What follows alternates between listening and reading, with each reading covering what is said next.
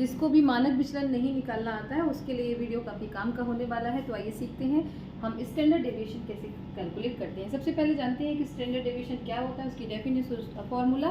तो standard deviation को हम SD या कहीं कहीं पे सिग्मा, यानी कि ये वाला जो साइन है वो आपको मिलेगा। इसका फॉर्मूला होता है sigma is equal to under root sum x square upon n। तो सबसे पहला काम है कि आपको इस फॉर्मूले को याद करना। इसके अलावा भी बहुत सारे फॉर्मूला होते हैं इसके, लेकिन सबसे सिंपल फार्मूला यही है। तो सबसे पहले हम इसको निकालना सीखते हैं। तो सबसे पहले हम जानते हैं कि इसकी डेफिनेशन क्या है। तो आइए है देखते हैं definition. Standard deviation is the square root of the arithmetic mean of the squares of the deviation of the individual score from their arithmetic mean. Hindi में इसकी डेफिनेशन है कि मानक विचलन का अर्थ है किसी वितरण माध्य के व्यक्तिगत प्राप्तांकों के विचलनों के वर्गों के माध्य के वर्गमूल को हम यहाँ पर मानक विचलन कहते हैं।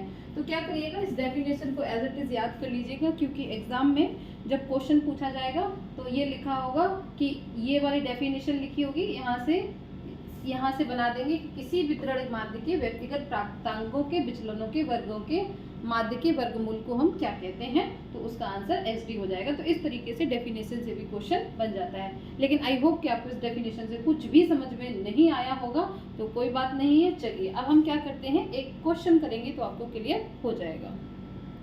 बड़ा ही सिंपल सा मैंने क्वेश्चन लिया है कि यहाँ पर मैंने एक बच्चों का टेस्ट लिया, तो उसमें 10 बच्चों का मैंने टेस्ट लिया। तो 10 बच्चों का जब मैंने टेस्ट लिया तो उनके जो यहाँ पर स्कोर हैं वो ये सभी स्कोर आए हैं। 10 बच्चों के स्कोर ये आए हैं, किसी का 11, किसी का 7, 9। तो इस तरीके से बच्चों का स्कोर ये आया है। अब इस स्कोर का हमें क्या निकालना है, इस स्कोर का हमें SD या मानक विचलन ज्ञात करना है। SD की ज़रूरत हमको बहुत पड़ती है, क्योंकि SD निकाल तब हमें अगर T टेस्ट निकालना है तो वहाँ भी हमें, क्योंकि T टेस्ट का आपको पता होगा कि x1 माइनस x2 में से हम यहाँ पर सिग्मा D की ज़रूरत हमें वहाँ पे भी पड़ती है मानक विचलन की। तो इसलिए ये बहुत ज़रूरी है कि हम इसको कैलकुलेट करना सीखें। तो ये हो गया क्वेश्चन, बहुत ही सिंपल क्वेश्चन है कि आपके सामने कुछ स्कोर दिए हुए हैं, 10 बच्चों का टेस्ट लिया गया, अब इनका मानक विचलन क्या होगा। तो आइए सीखते हैं। सबसे पहले हमें क्या करना है कि हमें इसके लिए टेबल बनानी पड़ेगी। देखो 2 मेथड है, एक है आसान मेथड और एक है मुश्किल मेथड। मुश्किल मेथड जो है वो मैं पहले करा रही हूँ, क्योंकि इसमें कैलकुलेशन कम है, और जो बहुत ही आसान मेथड है उसमें कैलकुलेशन लंबी लंबी है, क्योंकि उसका फार्मूला बहुत छोटा है और वो कम स्टेप्स हैं, और जो उसको लॉन्ग मेथड भी कहते हैं। तो इस तरीके से हम 2 मेथड है, एक शॉर्ट मेथड है, एक लॉन्ग मेथड है। पहले मैं आपको लॉन्ग मेथड से सिखा रही हूँ, ताकि ये बहुत ही बेसिक मेथड है, इसको जब आप करेंगे तो आप बहुत ही आसानी से सीख जाएंगे। तो पहला काम क्या करते हैं कि सबसे पहले हमें कितना स्कोर मिला है उस स्कोर का हम टेबल बनाएंगे। तो हमें मिला था 11, हमें मिला था 7, 9। तो क्वेश्चन में हमें यहाँ पर 11 से लेके ये वाले स्कोर दिए हुए थे, ये 10 बच्चों के स्कोर थे। सबसे पहले इनको नोट करेंगे और इनको जोड़ेंगे। तो जोड़ने के लिए हम ये वाला चिन्ह का यूज करते हैं, जिसको सम कहते हैं। और सम x, यानी कि ये जो नंबर है x, यानी टोटल नंबर को जब आप जोड़ देंगे तो जोड़ने पर जो स्कोर आ रहा है वो आ रहा है 83। अब 83 क्या आ गया हमारे पास, x आ गया। अब x निकालने के लिए हमें क्या देखना है, x का हमें यहाँ पे देखना होगा कि मीन कितना है। तो मीन निकालने का फॉर्मूला मैंने आपको पिछले वाले उसमें बताया था कि उसमें हम क्या करते हैं कि यहाँ पर सिग्मा x अपॉन 10 कर देंगे तो हमारी मीन वैल्यू निकल आएगी। तो 83 अपॉन हम 10 करेंगे और इससे जब हम डिवाइड करेंगे तो हमारे पास आ जाएगा 8.3। यानी कि ये जो स्कोर है इसका जो मीन है वो कितना मीन है, 8.3। इसको हम यहाँ पर याद करने के लिए लिख लेते हैं कि मीन हमारा कितना निकल के आया था, 8.3। अब 8.3 हमारी मीन वैल्यू है, यानी कि इस डेटा का एवरेज है। अब इस डेटा का एवरेज पता चल गया है, तो अब हमें यहाँ पर ये निकालना है कि इस स्कोर का डेविएशन कितना है। डेविएशन शब्द का मतलब होता है विचलन, यानी कि स्कोर हमारा इससे कितना दूर, कितना पास है, यानी कि जो बच्चों का स्कोर है वो औसत से कितना कम है और औसत से कितना ज़्यादा है। तो इसको निकालने के लिए अब हमें क्या निकालना पड़ेगा कि हम x में से माइनस कर देंगे यहाँ पर m को। x हमारा ये वैल्यू है और m हमारी ये वैल्यू है। तो 11 में से हम क्या करेंगे, अब यहाँ पे हम माइनस करते जाएंगे और मैं वीडियो को थोड़ा पॉज भी करूंगी और मैं सारे को माइनस करके यहाँ पर नोट करूंगी। एक मैं आपको दिखा देती हूँ कि सबसे पहले 11 में से हम माइनस करेंगे 8.3, तो हमारे पास जो स्कोर आएगा वो आएगा 2.7। इसी तरीके से आसान वाला देख लीजिए, हम यहाँ से 8.3 में से जब 5 को माइनस करेंगे तो ये माइनस में जाएगा, तो यहाँ पे आ जाएगा आपका, क्योंकि ये वैल्यू कम है तो यहाँ पर माइनस का 3.3 आ जाएगा। मैं बाकी स्कोर को नोट करती हूँ। ये सारे स्कोर मैंने नोट कर दिए हैं। 8.3 में से माइनस करके कैसे मैंने मीन निकाला इसको मैंने दिखा दिया। अब तीसरा स्टेप क्या करते हैं, हम तीसरा स्टेप करेंगे कि जो यहाँ पर विचलन हुआ है, यानी कि जो ये डेविएशन हुआ है, इसका करना होगा हमें स्क्वायर, क्योंकि हमें आपको फॉर्मूले में पता है कि स्क्वायर की हमको ज़रूरत है। तो अब हम क्या करेंगे, इसका स्क्वायर करेंगे और इसका स्क्वायर करने के लिए हम यहाँ पे सीधा सीधा इन सभी का स्क्वायर कर करके यहाँ पर नोट करते जाएंगे। तो एक्स स्क्वायर यानी कि जो डेविएशन हुआ है उस डेविएशन का स्क्वायर क्या है, तो एक्स स्क्वायर। अब 2.7 का जब हम यहाँ पे स्कोर करेंगे तो हो जाएगा आपका, कैसे निकालेंगे इसको, 2.7 इंटू 2.7। इस तरीके से हम इसको कैलकुलेट करके सारे स्कोर्स को निकालेंगे। तो इसका जो होता है जाके वो होता है 7.29।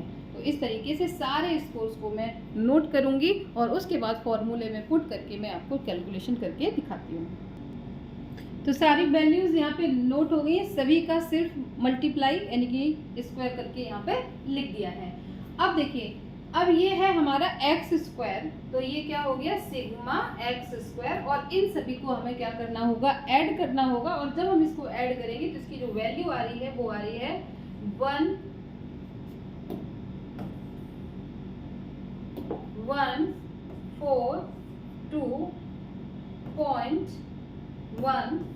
आप लोग ऐड करके भी देख लें कि ये इसकी क्या आ गई वैल्यू। अब हमारा सारा काम खत्म हो गया। तो इतनी कैलकुलेशन आपको करनी है। टेबल हो सकता है कि एग्जाम में अगर क्वेश्चन आता है तो बनी हुई आएगी, अगर बनी हुई नहीं आती है तो आपको ऐसे लिखा होगा कि सिग्मा एक्स स्क्वायर इतना है और जो एक्स आपका इतना है। ये चीज़ डेटा दिया होगा और नहीं दिया होगा तो इतनी कैलकुलेशन आपको करनी पड़ेगी। तो चलिए कोई बात नहीं है, ये हमें डेटा मिल चुका है। अब हम क्या करेंगे, रखेंगे फॉर्मूले में, और फॉर्मूला आपको बहुत अच्छे से पता है कि S D is equal to, हम चाहे सिग्मा लगाएं चाहे एस डी लिखें एक ही बात है। S D is equal to very simple sigma X square upon N. अब हमें क्या करना है, सिग्मा एक्स स्क्वायर हमें मिल गया है तो हम लिखेंगे 142.10 अपॉन, अब हमें क्या लगाना है यहाँ पर n।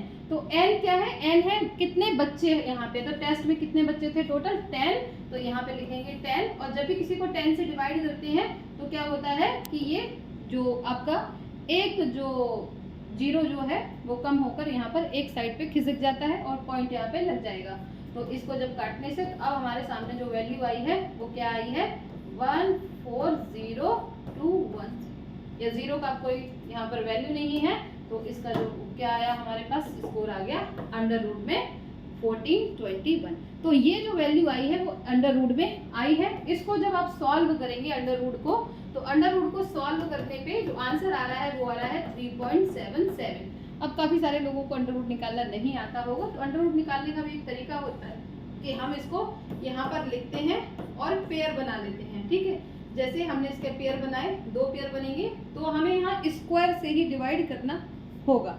ठीक है, अब वर्गमूल कैसे निकालते हैं वो भी थोड़ा सा दिखा देती हूँ मैं कि यहाँ पर जो भी हमें स्क्वायर रूट निकालना होता है, तो सपोज हमें 1421 का निकालना था तो इसको लिखेंगे और इसको हम डिवाइड मेथड से निकाल रहे हैं। तो सबसे पहले इसके क्या बनाते हैं, पेयर्स बनाते हैं और इसमें सपोज किसके स्क्वायर से भाग जाएगा, जैसे 1 का स्क्वायर 1, 2 का स्क्वायर 4, 3 का स्क्वायर 9, 4 का स्क्वायर 16। तो यहाँ पे 16 से नहीं जाएगा तो 3 से ही भाग जाएगा। तो 3 का स्क्वायर 3 है तो 3 3 जा यहाँ पे कितना हो गया, 9 हो गया और यहाँ पे आ गया 3। तो 3 को हम 3 जगह लिखेंगे, 3 3 3 और 3 3 को यहाँ पे ऐड करके लिख देंगे और जो बचेगा उसको हम ऐसे करके लिखेंगे। इसके बाद हम यहाँ पर देखेंगे कि 14 में से, अब 14 में से हमें क्या करना होगा कि 14 में से हमें 9 को माइनस करना होगा। तो 14 में से जब हम 9 को माइनस करेंगे तो बचेगा 5 और जब हम यहाँ पे लेंगे तो पूरा पेयर लेंगे तो 521 आ जाएगा और 521 और ये हमारा 6, 3 3 को जोड़ के हमने रखा 6 अब हमें ये देखना है कि इसमें कितने से किसके वर्गमूल से किसके स्क्वायर से भाग दें। तो अगर हम 7k से देंगे तो ये जाकर आपका लगभग वैल्यू इसी के बराबर हो जाएगी। तो इस तरीके से आप तमाम वीडियो है इंटरनेट पे किसी भी क्लास की 6th 7th 3rd 4th की एनसीईआरटी में आपको मिल जाएगा कि हम यहाँ पर किस तरह से वर्गमूल किसी भी क्लास की, छोटे बच्चों की क्लास की एनसीईआरटी तो 6 से है, तो छोटे बच्चों की क्लास की किताबों में आपको स्क्वायर रूट निकालना मिल जाएगा। तो इस तरीके से हम स्क्वायर रूट निकाल के ये आंसर बता देंगे। इसके अलावा एक शॉर्ट मेथड भी है। अब मैं आपको बताती हूँ वो शॉर्ट मेथड क्या है जिसके द्वारा हम वर्गमूल ये आपका एसडी निकाल सकते हैं। अभी आपने सीखा था लॉन्ग मेथड से एसडी कैसे निकालते हैं, अब देखिए शॉर्ट मेथड से कैसे निकालते हैं। हमें टेस्ट पे स्कोर पता थे कि ये बच्चों के स्कोर हैं और अब हमें इन्हीं बच्चों का क्या निकालना है, एसडी निकालना है शॉर्ट मेथड से। शॉर्ट मेथड क्या है, इसमें हमें इतनी सारी कैलकुलेशन की ज़रूरत एकदम से नहीं है, तो इसको मैं आपके सामने से एकदम से हटा देती हूँ। इसमें क्या करना होता है, इसमें सीधा जो भी बच्चे के स्कोर दिए हुए हैं x को x स्क्वायर कर दीजिए और 11 का होता है 121, 7 का होता है यहाँ पर 49, 9 का होता है 81, 3 का होता है 9, 4 का होता है 16, 3 का होता है 36 और उसके बाद 13 का होता है 169, 10 का होता है 100, 15 का होता है 225 और 5 को होता है 25। तो ये क्या होगी वैल्यू, ये हमने सीधे सीधे सभी के स्क्वायर नोट कर लिए और इसमें हम क्या करेंगे, इनको ऐड करेंगे तो सिग्मा एक्स स्क्वायर आपको मिल जाएगा और इनको जब हमने ऐड किया तो जो टोटल आता है वो आता है 831। अब इसमें क्या है कैलकुलेशन, मैंने जैसे पहले ही कहा था कि कैलकुलेशन इस वाले मेथड में थोड़ी सी बड़ी होती है, कोई बात नहीं।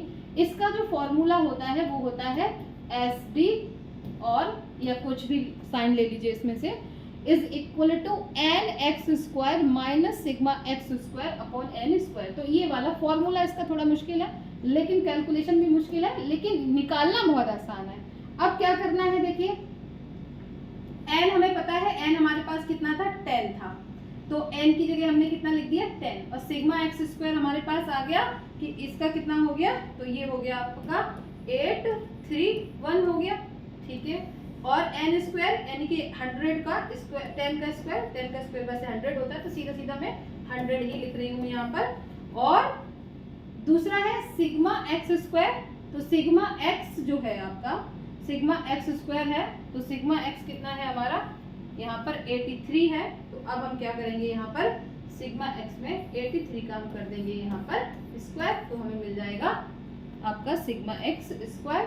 तो इस तरीके से इनको क्या करते हैं माइनस करेंगे, तो अब ये जो बनेगा वो बनेगा 100 को 10 से जब इसको